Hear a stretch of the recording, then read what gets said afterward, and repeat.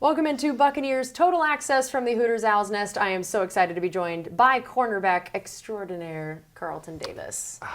What's up? What's up? Thank you for having me. Thanks for being here, Carlton. I also feel like, Carlton, you have like sort of late night like radio host voice. For sure. Yeah.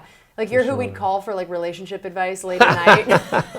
That's what I feel like you sound like. You got them chill late night vibes. Yeah, I could be like a love doctor or something. Like, Love this. you know, I could entertain the late night crowd. You know, just being smooth. Being Is this cool. what we're doing after football? Is this the plan? Yeah, we can't do this. I love this idea. Me and you, Yep. late night show, co-host. I got you. This sounds great. I'm all for it. But for now, let's talk about the football thing that's happening. I know you weren't able to play due to injury, but tell me, for you, being back-to-back NFC South champs, what has that been like for you? Man, like, it's amazing because when I got here, we were so far from that. Like, it was just like, I know what it feels like to not be on this side of the winning side, you know, like being the team that loses and nobody expects anything from you. And now to see the growth, to see how far we've came, and, you know, to put banners up, you know, to put your mark in history, that's special. And to know that you had something to do with that, you can always, like, tell your kids and reflect back on it when it's all over and done and really say, I made a difference somewhere. That's awesome. Yeah. I love that. And how about this last game? It's got to have been weird for you just watching and then also knowing that the game didn't really matter in terms of the overall thing of, I know you guys always want to win, but it didn't have anything to do with playoffs, and, you know, they're resting some people. And what was that like to kind of even just watch the team prepare for a game like that, and just what a unique way it is to kind of close out the season?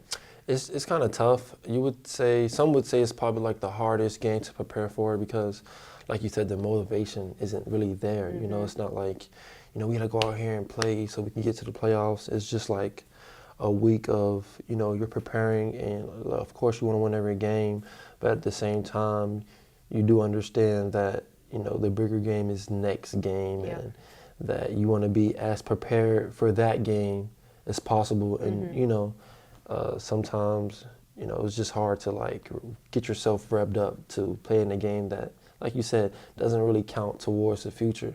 So it's a tough week because you don't want to go out there and not be focused, because a lot of the times when you do that, it's when you get hurt, bad things happen. And, you know, when you're not locked in, bad things happen, and then you don't want that to carry over to the next week. So, you know, it's a momentum thing. So you want to go out there and just kind of give it your all, and but be smart, you know.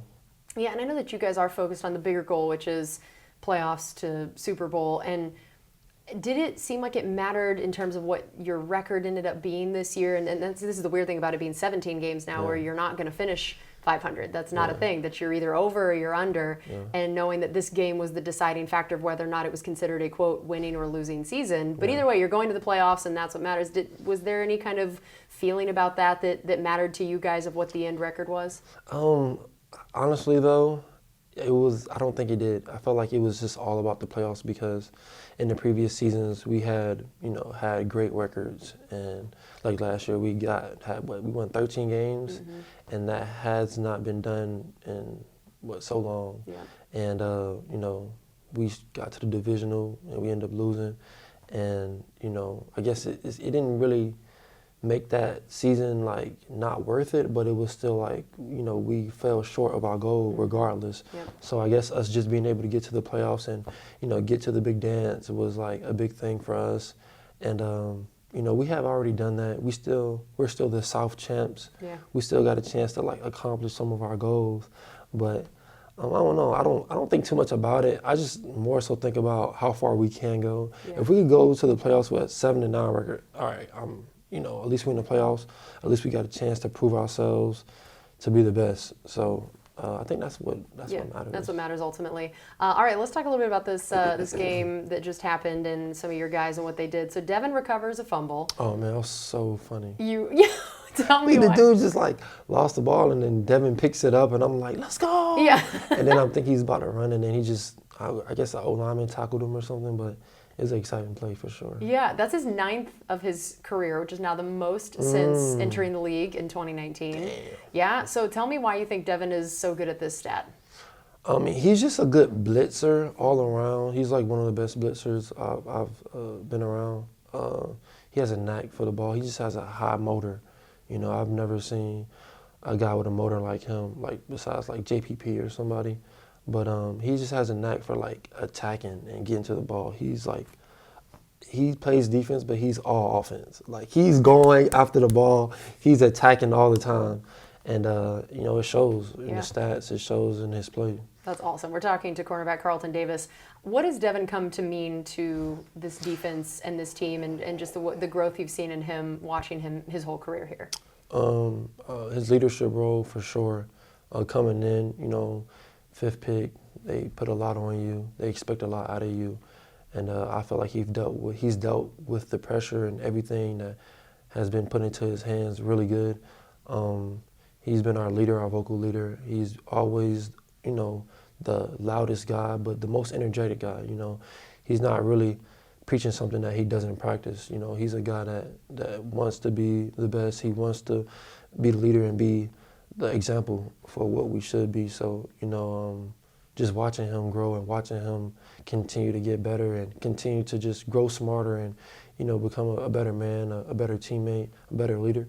It's been a joy to watch. That's awesome. And Akeem Hicks gets his first sack of the season. I know, right? That was like a surprising. D end out there, out in space. What were you thinking when you were watching that and seeing him get that sack? I was hyped for him. I was, whoa, that's what I call him. You know, he's from LA, so you know they got their sayings. So you know, I'll be saying it to him like, whoa. That's just our little thing. It's an insider. It's your thing with him. Yeah. Yeah, but it was hype because he's so hype. Just him, he's so funny. Like he's probably one of the funniest guys on the team, but he's like, you know, just real chill with it, you know. So he's not like loud with everybody, but if you know him, you know he's hilarious. So that's great. It was good to see him get a sack for sure. That's cool. And what has he brought to this defense, and especially having him and Vita there next to each other? And what's that like to get to watch? Man, it's fun, man, because like he is a dog. Like, you know, Vita is, you know, real chill, low key, but he's a dominant guy. Yeah. And, you know, Hicks is a dominant guy, but just in a different way. He's like a dog with it. He's loud with it. Like, I've seen him make plays and really talk back to the guy like, yeah, I'm here. Like, you know, and Vita, you know, he's kind of opposite. He like makes a play, celebrate with his teammates and, you know, does his thing. Doesn't say a whole lot. Yeah, real humble guy. You know, Akeem is just like, yeah, like I'm going to do it again, you know. So it's just fun having those two. Which one of those are you? Oh, man, I'm a little bit of both. Yeah? It depends on, like, what day it is, I guess. Depends on how much coffee you've had that morning. Yeah, exactly. Like, if I'm hyped and ready to go, I'm Hicks.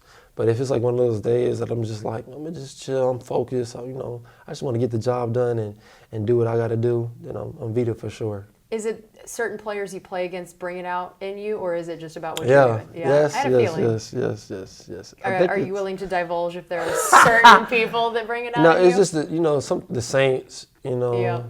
And that feels remarkably consistent. Yeah. It was the whole organization. Always the same. The team in general, like not even just me, just like, you know, for so many different reasons, us and the Saints just kind of butt heads all the time. And, yeah, those are the guys who just really get me going, for sure. I remember Chris Godwin, when he came on this show earlier this year, he said that he thought that the Saints, you know how we have the motto that's like one team, one cause. He was like, I think that their thing they have painted on their walls is be annoying. No, for sure. They're just like, you know, respect to them just as an organization, but, you know, they're on the sidelines having fun. It's like a party. You know, and they, like, when they beat us in the past, they go to the locker room and throw a party and got music and lights and what is all this, man? Is this a concert? Like, yeah. So it is annoying. So that brings it out in you. Brings it out of you, yeah, for that's sure. fair. That's fair. For sure. How about, let's talk about the fact that Gage gets another touchdown, got a career high now 5 for him this season. Oh, nice. Yeah, so... and that's despite, of course, being injured so much. So what does that say about, I'm sure you've seen him enough in practice and even in training camp a bit to know, and of course even going against him back when he was playing for the Falcons. Yep. What can he do? What does he bring in, and why, even with those injuries, he's still been able to be a guy that's gotten a career-high touchdown here? No, he's just, like, really talented. Like, he's underrated for sure.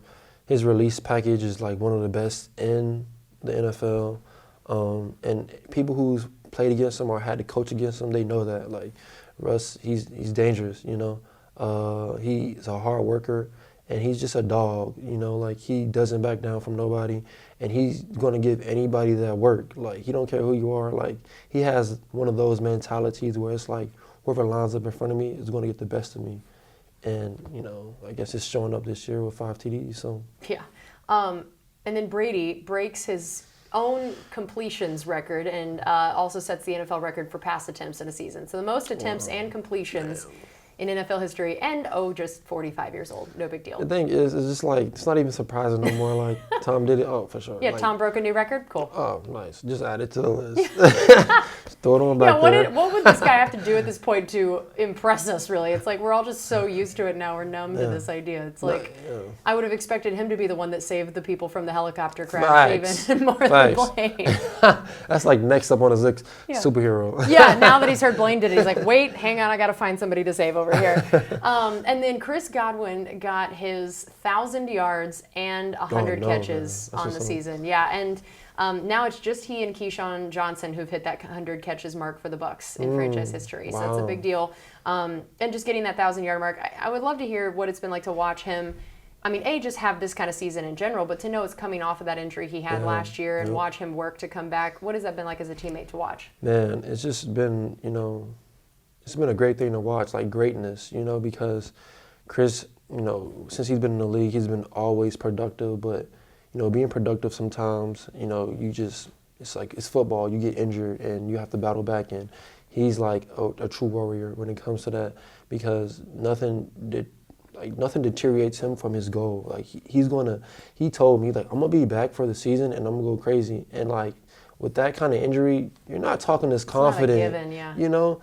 And, you know, whatever he says, he's going to do. And so just watch him go through that process. Even like in training camp when he was just getting back into it, he was asking me to do one-on-ones with him, like, do some releases with me, bro. Like, I got to get there.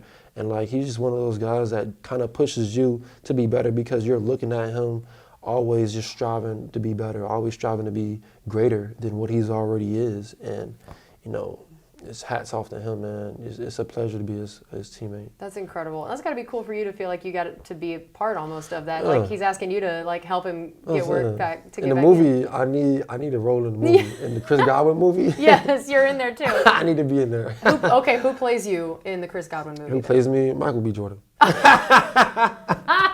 That's I feel like I don't care who I asked in this locker room that question. Everyone is saying Michael B. Jordan. Yeah. I feel like it used to be Will Smith and now it's become Michael B. Jordan. Yeah, it's Michael B. Jordan. As always. All right, I love it. We have more coming up here on Buccaneers Total Access from the Hooters Owl's Nest with cornerback Carlton Davis, brought to you by Frontier and Hooters. This is Buccaneers Radio.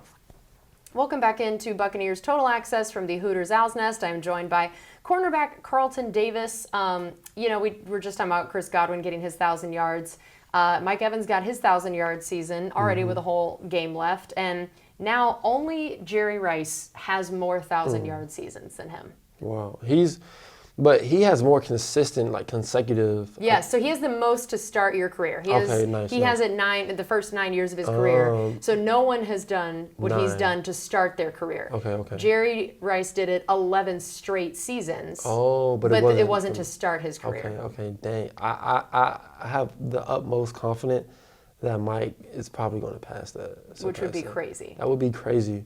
But, you know, what he's doing now is crazy. Like, even the last game, the Carolina game, 3 touchdowns, 200 yards, like, and what is he, year 9 or something? This is his 9th season, There's no signs of him slowing down. Yeah.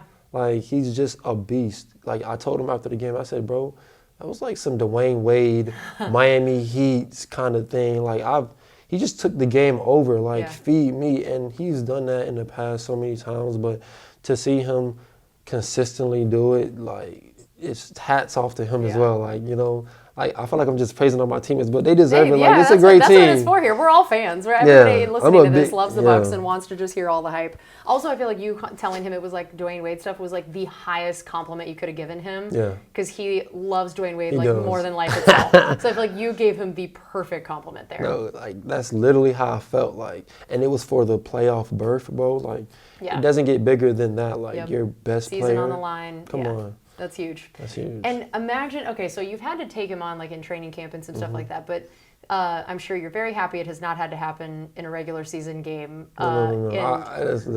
I don't care. I'm Don't sorry. get me wrong. I forgot who I was talking to. You would love to try this. I would love to. Listen. You're right. I would love to see him because what was I thinking? The thing is, see, I'm wired different. You're weird. I'm wired different. I'm built different. A lot of you corners. got that perfect DB mentality. I love the smoke. Yeah. Let's just get that clear. I love it. And like I love going up against Mike. Obviously, we can't beat each other up every day. We need each other to win games and stuff. But like, I love to see like a receiver killing guys. It really does make me happy because when I go up against you and I show what you can't do. It just makes me, it makes me look better. So I would love to see Mike one-on-one all game. And I've thought about it. Like, you got to believe that when I'm just such a competitor, that I'm seeing Mike do this, like, I would never let him do that.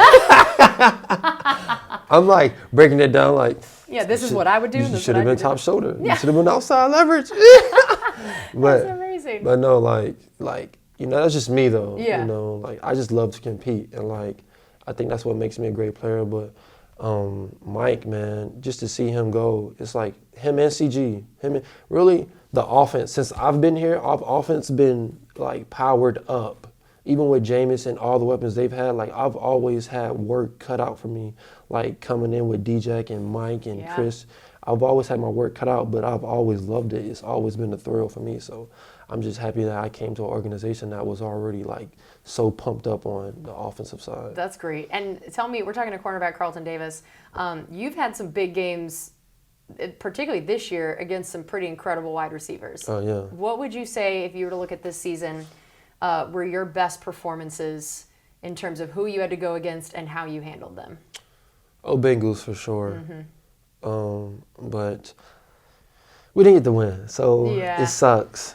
But this year, I didn't get a chance to have too many matchups like I would have like in the past 2020, 2021. I had a few more matchups, but this year I felt like Dean, he really stepped up, and even Sean, they've gotten better through their career and progressed more. So it wasn't as much as a necessity for me to like just single receiver out. But the Bengals game was like definitely like a legacy game for me. Like, I was like, I can't wait. When he told me like you matching up, it's like yes, because I know the hype that was going into it with him, Jamar Chase, Joe Burrow. And if you watch the film, they're like dominating guys. Yeah. Like I mean, the best of the best. Like, the top-notch guys can't do nothing with it. And it was like, thank you. Like, yeah, come right here and give me your best shot too. I don't want to hear no excuses for real.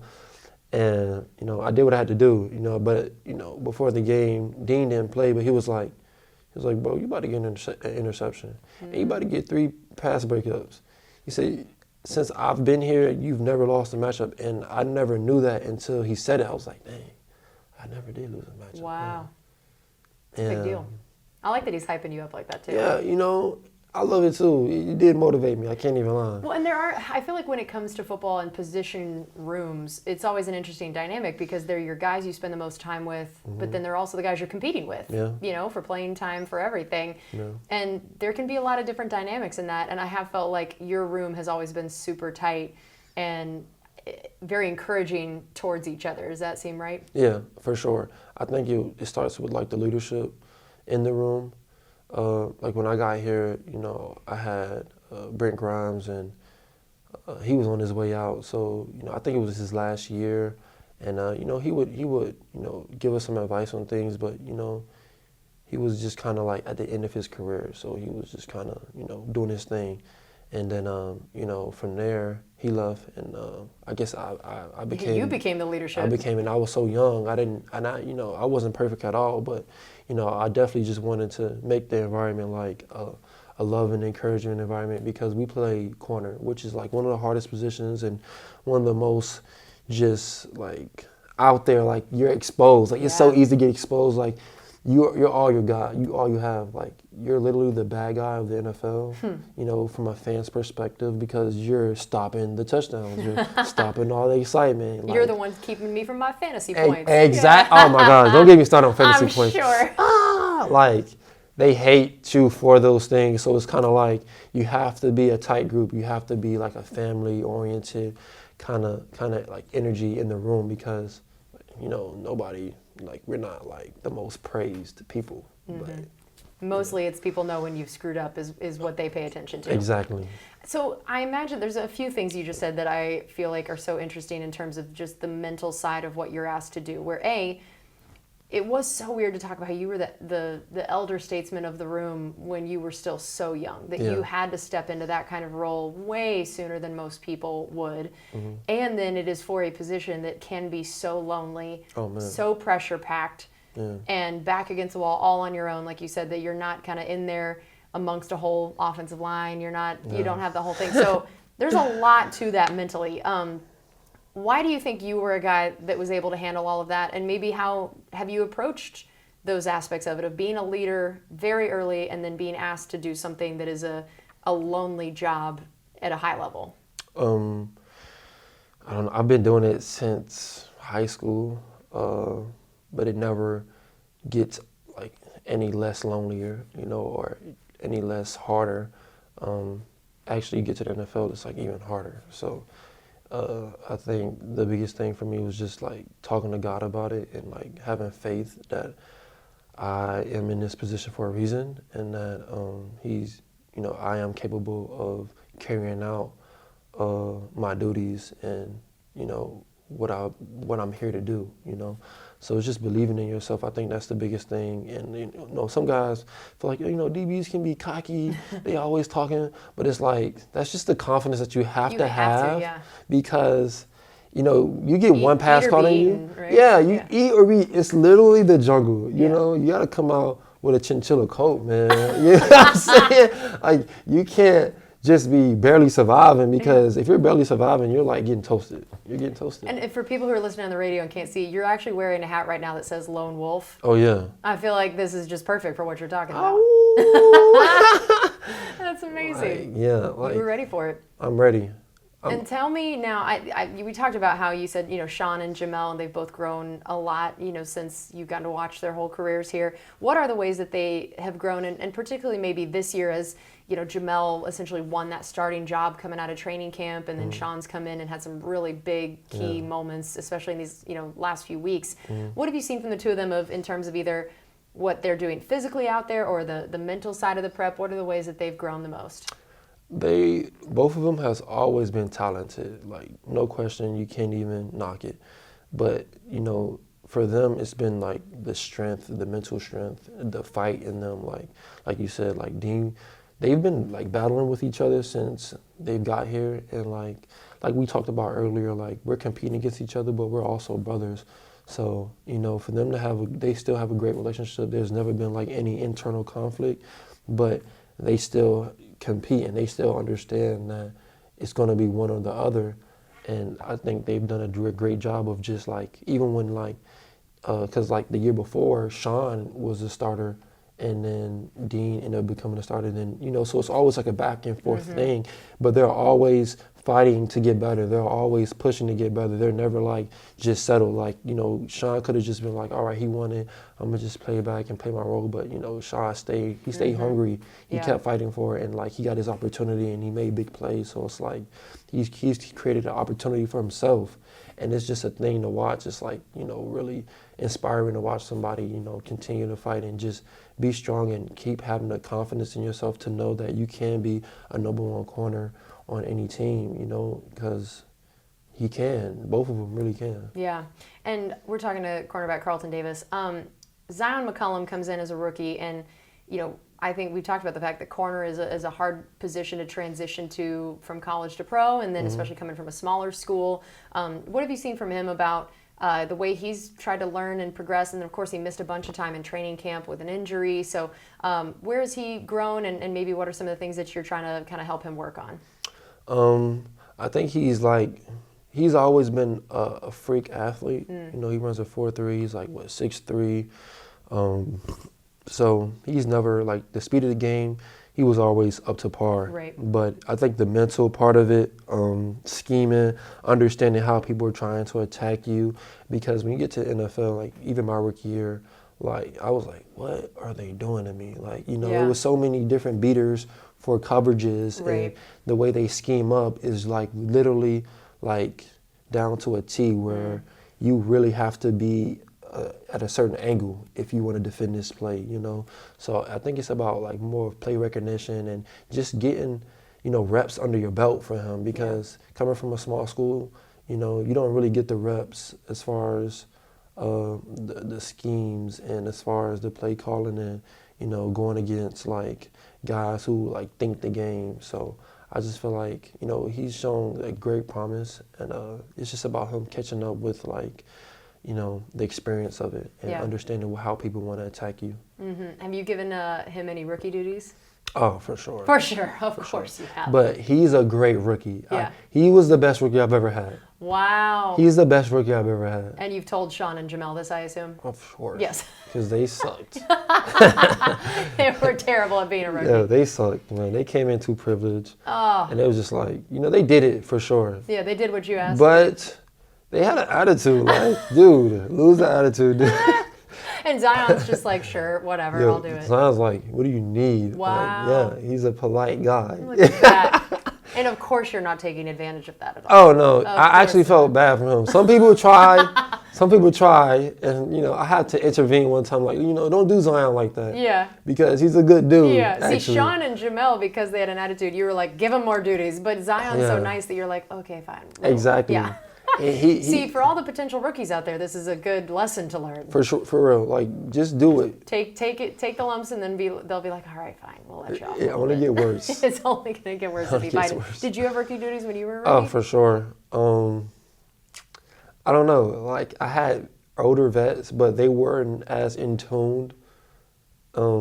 So like I did like the regular stuff, like I got food and stuff. Yeah, like snacks and things. Yeah, but like I was a starter, so like. Yeah, you came in hot. So it wasn't like different. I had a whole lot of time to do the rookie duties. It's like, dude, I'm doing the same thing you doing. Yeah, like, I'm prepping too. You give me my food. No, I'm just kidding. I still did it. I still did it, but we had other rookies who were doing a little bit more because they weren't playing as much as you. Yeah. That makes sense. All right, we still have more coming up here on Buccaneers Total Access from the Hooters Owl's Nest with cornerback Carlton Davis, brought to you by Frontier and Hooters. This is Buccaneers Radio. Welcome back into Buccaneers Total Access from the Hooters Owl's Nest. I'm joined by cornerback Carlton Davis. We talked about how you have been asked to do so much ever since you first got here. What are the ways that you feel like you have most grown, learned, changed since that time, whether it's your game prep, whether it's your play on the field, off the field, all of that stuff? How's Carlton Davis now different than rookie Carlton Davis? Oh my gosh, so much different as far as like preparation, understanding my body, understanding how to get the best out of myself. And I learned a lot from Sue. When Sue was here, I asked him to mentor me, and he just kind of like gave me a rundown on how to be like a top shelf professional and how to take care of your body, how to prepare yourself to be at your best on Sundays. And, you know, I feel like as far as, you know, the recovery, you know, the study habits, and, you know, just, you know, taking the time to, you know, understand how to, you know, manipulate your body and get it to do what you need it to do at the time. I feel like I've grown the most there. Yeah. It's been the most progress, and it's been you know they say longevity is key, but to have longevity you gotta, you know, take care of your body and be fresh. So I think that's the biggest thing that I've grown in. What would you say you have learned from having Todd Bowles as a coach? What are the things that he has done to shape the kind of person and player you are at this point?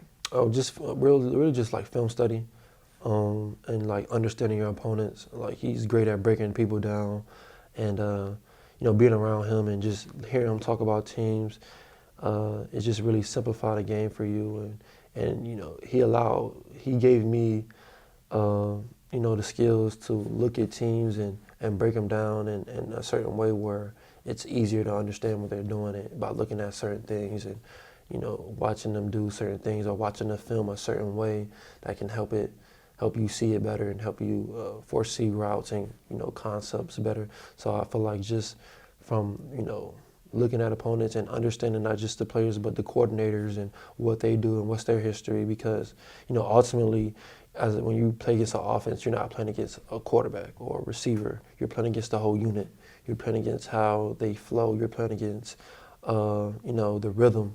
So understanding all of those things has made me a better player and helped me anticipate plays better. Yeah, that's a big deal. And for you, what are some of the little tendencies or things you like to look at that maybe wide receivers do? How much are you playing that individual guy versus just knowing your assignment, what you're asked to do? Are you someone that likes to look at those tiny little tendencies and try to predict stuff? Yeah, I feel like you have to do both. Like you have to dial in on the player, and you also have to dial in on the overall scheme of things, because they both play a part. And sometimes the overall scheme, you won't be able to predict it at that moment, but you may get a clue by looking at what he's doing.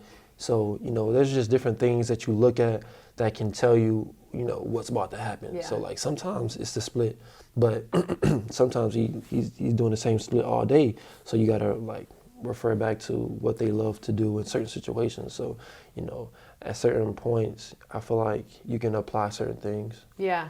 And what does Todd Bowles' scheme and defense do, maybe specifically for the corners? What are the things that you're asked to do? What is I hear all the time how it's both complicated and simple all at once, where he does a lot, but then in a way that he tries to make it where it's simple for you guys and complicated for the offense. But I think that sometimes it's also complicated for you guys. So tell me what it's like to try to get in his mind and what he asks of you guys. Oh my gosh, he's like a mad scientist.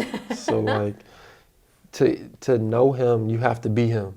So like I said, being around him, he's made me understand how to break down offenses better. So like, because at first I was like, why? And then, you go up, you meet with him in his office, he explains things to you, and then you start to see it the same way he sees it. And now you're a mad scientist. You're like his little protege. You're like, he's Rick, I'm Morty. So I'm just like, all right, bet, but I feel like, like you said, it's like simple, but it's hard.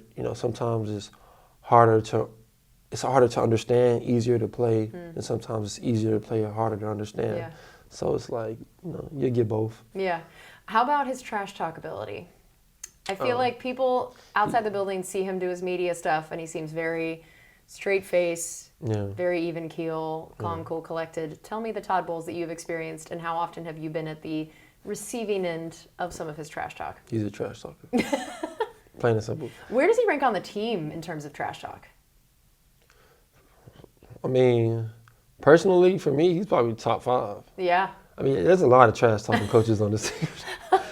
They just just jab you a little bit. Just jab you, but to the media, like you see him do his his interviews, and he's just like cool, calm, and he's just answering the questions. And then you get the walkthrough, somebody mess up, and it's like the complete opposite. Like, what, Bowles? What is this? Like, you're what? Like, can we have the one at the press conference? Can we For get that real. guy? He's like livid. He's just mad, and it's like, all right. I'm sorry. I'm so sorry, Dad. So it's like, all right, you never know. That's amazing. And you signed a new deal this year, which congrats, by the way. You. We're very excited to have you here for longer. What made you want to stay here? Man, I love it here. I'm from Florida, so being in Florida initially was like great for me, and to stay in Florida is like a great thing for me. Like I'll probably retire in Florida for sure. Like that is a popular thing to do down here, And I'm a Florida boy. Like I'm not going anywhere. Like I'm a tropical dude. So to stay here, to come back and be back with my teammates, man, and just be a part of like a great set of guys is just a blessing for real. And to really just, there's so much greatness around this facility, and I wouldn't want to be anywhere else. So you talked about being a Florida boy and being from Miami. Did you grow up a Miami fan? No, I did not. Because the Dolphins, they're just so disappointing. Like when I was growing up, it was like... So I was wondering if you were excited to see them making the playoffs. I'm excited for the city for sure. I'm always excited for the city. But you didn't grow up rooting for them? Not really. Who'd you root for then? I was sadly a Cowboys I fan. knew it. I just somehow knew. You're like, Yeah, I oh, was a Cowboys I didn't root fan. for my hometown team, so of course. Of course. I love the Cowboys, man. Yo, I really did. Was that weird then, going to the NFL and all of a sudden you're playing against the team you grew up rooting for? Was that like a weird, like I just imagine what it's like to, I'm sure basically everyone that plays in the NFL was an NFL fan. Yeah. Then all of a sudden you're in the league Yeah. and you're playing against these teams and these people you've watched, you've rooted for. What is that like those first times it's happening? You know, it's definitely a shock. Yeah. You know, because it's like, oh man, I'm here, and but you get used to it for sure. I just at the end of the day, at the end of it all, I just need a jersey. Like I just need a Cowboys jersey to hang up. That's all I need. So you haven't gotten to do a jersey swap with No, anybody yet? I didn't get a chance to do it yet. I didn't Oh get a man, chance. so it's happening once you beat them this week. Yeah, I mean, you know, if I can, I don't, you know, I'm not like really friendly. Like, hey, give me a jersey. Like, Yeah, you I don't don't really strike me know. as that type. Yeah, so if I know somebody, which I do, but I already got his jersey at the other team, so it's like, you know. But if I could get a jersey from the Cowboys, I'll be like so satisfied. And obviously with a win, that Oh, makes it definitely. even better. Oh, for sure. To beat the team you root for. I'm not getting a jersey if I don't win. Oh yeah, that's true. Yeah, I'm not asking for a jersey. Yeah, you're like, no, All right, see you don't give me later. that crap. I'm leaving.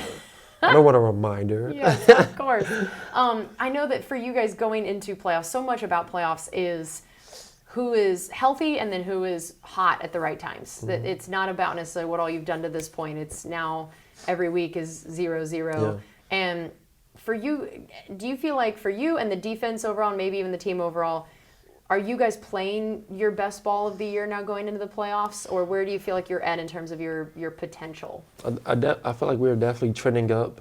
I feel like you know, guys are hitting their marks. I feel like, you know, the defense has been consistent and the offense has been making plays. So I feel like, you know, we probably a dangerous team right now. Yeah. I think guys are scared. You know, and they should be. You know, because come Monday, it's gonna be a movie. Ooh, I like it. Yeah. I like it. I feel like you should be given the pregame speech. Have you ever given one of those? No. I think I could do a really good I think job you could in the too. NFC Championship. I gave a speech to the DBs, and I think I did a good job. Yeah. But, you know, I like to just play my role. You'll do the talking. Devin to the does other a good team. job. Devin does he does seem to get everybody fired up. Yeah. So as you talk about you guys are trending upward and the defense being consistent, what are the biggest things that you feel like maybe you individually are trying to continue to work on going into the playoffs and then the defense overall? It's just, you know, getting turnovers, man. Getting the ball back to the offense. You know, it's not enough to just hold guys out and, like, you know, just, you know, make plays. But like, we need fumble recoveries. We need interceptions. We need forced fumbles. Like, we need all that. Give it to us, like, you know. So if we can emphasize that and really carry out on that, I think, you know, we'll be unstoppable. Why have turnovers been so hard to come by this year?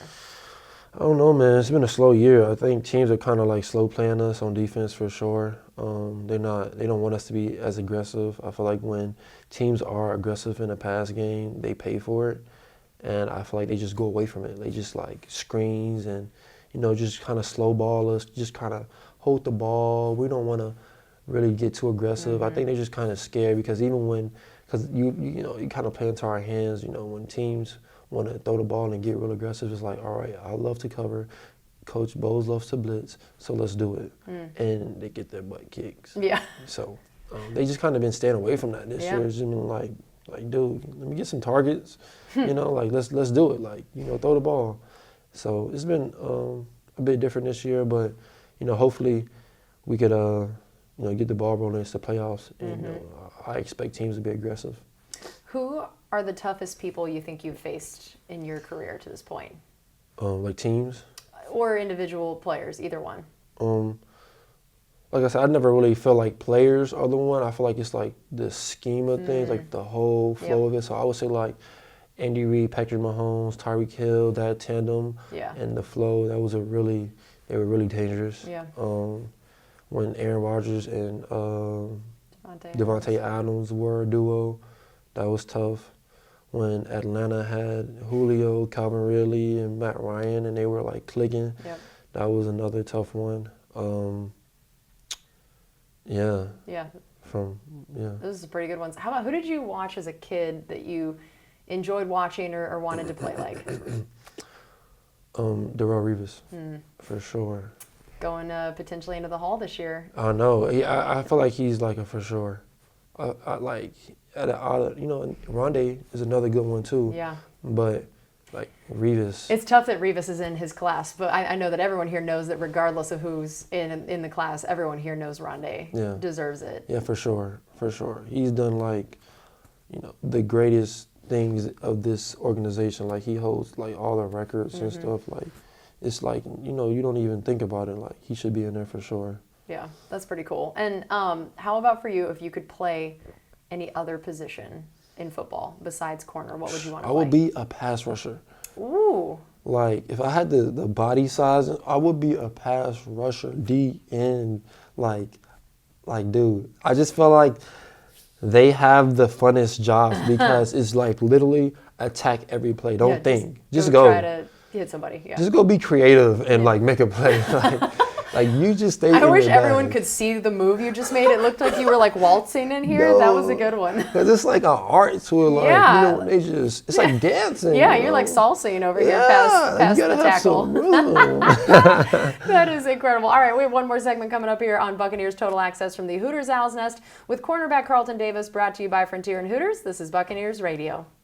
Welcome back into Buccaneers Total Access from the Hooters Owl's Nest. I'm joined by cornerback Carlton Davis. So let's talk about this playoff game. First of all, it's Monday night. At home. At home. Tell me the feels about this. It's about to be a movie. It's about to be crazy. Monday night in Tampa against the Cowboys, and it's a playoff game.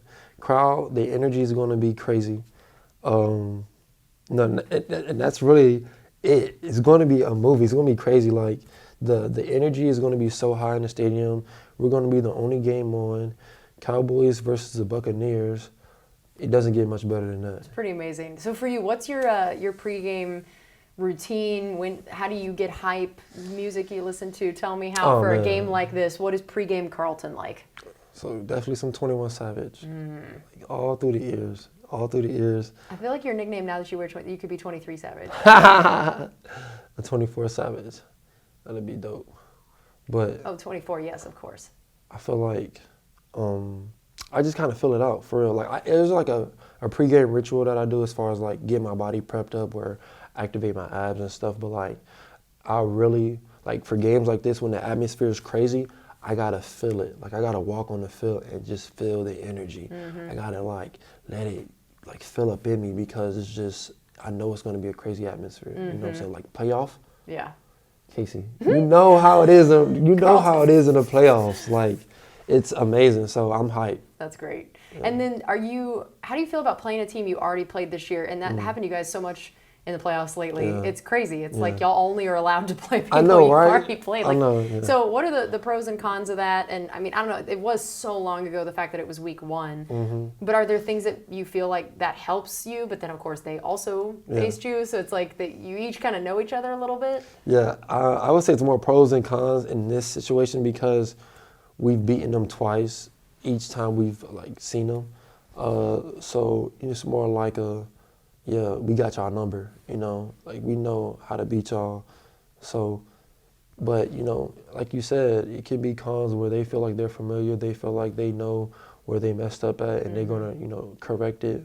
It's the NFL at the end of the day, so, guys make adjustments all the time. But, playing against them is like, it's to our advantage because we match up well against them.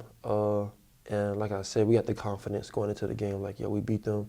We know what to do. We know how to do it, and we've done it before. So, the confidence level is high. Yeah, something you don't really ever struggle with anyways, though,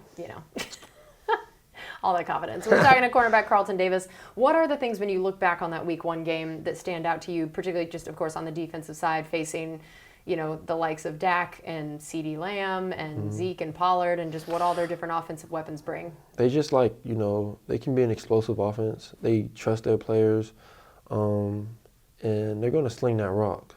They're going to throw the ball. They're going to try to, take chances. They're going to be aggressive. That's just in their nature. They've always been that way. There are certain teams who are, regardless of they have a DNA. Every team has a DNA. Their DNA is we're gonna play Cowboy football. We're gonna be aggressive. We're gonna throw the ball like 40 times, and we're gonna live and die by it. So does that feel like more of the type of game you were saying you want? Because that's what I figured. Oh my God! You're so excited. like because it gives me chances to make plays, and it's mano a mano, which I love. Like challenge me, like I can't make plays if you don't throw the ball. You feel me? So like let's make it exciting. Let's give the crowd what they want to see. And then knowing that it is Monday night, how big is that for you guys? Just knowing it could have been Saturday. I mean, that's 48 hours more rest, more prep. How big do you feel like that is for maybe you individually, and then coming off an injury, and then the team overall? How big a difference can 48 hours make? Yeah, it can make a huge difference as far as recovery goes, and just rested. But Monday sometimes it can be like a con where it's like it's dragging out and you're like waiting all day. That kind of sucks. But there's more. The pros definitely outweigh the cons. Only if we like play Monday and then they make us play on Saturday, that would suck. That would be terrible. But it's hopefully they don't do that. Don't do that. How do you try to spend your time on a game day like that when it's a night game? What are and just in general, what is Carlton's off-field interests? What are the things you do on a game day when you got all day? Though it's like so boring because you've already done the prep for the week. Like you've already done everything. You're just trying to get off your feet. Maybe you're doing like a little bit more recovery, sneaking in some Normatec or maybe like a contrast, and just really stand off your feet and sleeping, taking a nap. There's not too much to do because at that time it's like you're ready or you're not. But you want to stay off your feet for the most part. And I try to like not think about the game because I've been thinking about the game the whole week. And like the day of the game, you don't want to. You want it to come out natural. You don't want to be like, oh my gosh, yeah. He's right here. Like, calm down. So I just try to calm down, watch some cartoons, and treat it like a regular day, and just stay in the moment for real. Like I'm not thinking too ahead of time. Like at 8 o'clock today, I'm gonna be playing. What's the cartoon of choice then? Cartoon of choice, anime. I'm watching some anime. I'll probably watch some One Piece. If you're not an anime fan, I strongly encourage you to get into it. It's it's just a great genre of TV. Amazing. Yeah. So how about whenever that it was going to be the Eagles or the Cowboys, and just any situation like that where you're not sure who your opponent is going to be, do you find yourself rooting for it to be one over the other? And I won't even necessarily ask you to tell us which one you were rooting for, but is that something you find yourself thinking about? Yeah, you could think about it because you want to know like which opponent you're going to play, but as far as rooting for somebody, it's just kind of like, it doesn't matter. Yeah. Like you get it, you can get it. Who wants to get it, But, it really didn't matter to me. I feel like we match up well with both of them. They're both two good teams, so, just like pick your poison. And then the playoffs is like you can't be choosy. You know?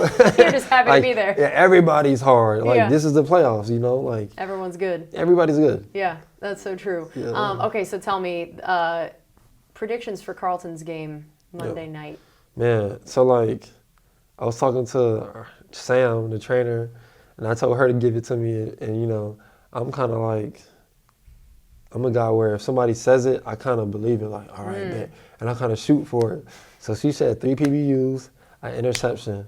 Yep. But she said I get a PI, so I'm like, wait a minute. Wait, hold up now. Wait a minute, is it I don't want no PI. Yeah, but get that out of here. Hey, is it costly? Are we talking a 5 yard? How bad are we talking a 40 yard? What are we talking here? Like field goal range, what's going on here? So, I just take it with a grain of salt. Yeah, no, get that out of here. Yeah. If you think you just end up getting to do what people predict, then I'm going to go with 5 PBUs and 2 interceptions. There we go. I mean, if you're striving for what we say, let's go. Maybe even more. I'm taking it all in. I like it. Well, Carlton, thank you as always for joining us. This has been awesome, and good luck on Monday night next week. Thank you, Casey. Always a pleasure. And thanks to all of you guys for joining us. This has been Buccaneers Total Access from the Hooters Owl's Nest with cornerback Carlton Davis, brought to you by Frontier and Hooters. This is Buccaneers Radio.